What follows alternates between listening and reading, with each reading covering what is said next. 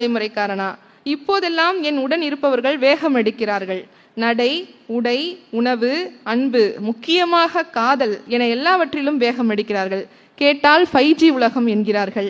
கண்மூடி கண் திறப்பதற்குள் ஒரு காதலின் காலத்தை அவ்வளவு சீக்கிரம் முடித்து விடுகிறார்கள்.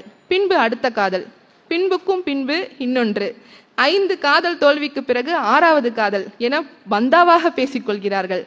1 வருடமாக ஒருத்தியே நினைத்து கொண்டிருந்தால் என்னை முந்தைய தலைமுறைக்காரன் என்கிறார்கள். இந்த வயசுல இவருடைய எழுதினார்னா இப்ப என்னோட தலைமுறையில நான் என்ன சொல்றது அப்படின்னு யோசிக்க வேண்டியதா போச்சு. காதலிக்கும் போது பலமுறை கண்கள் பார்க்க வேண்டாமா? பயந்து பயந்து திக்கி திணறி பேச வேண்டாமா?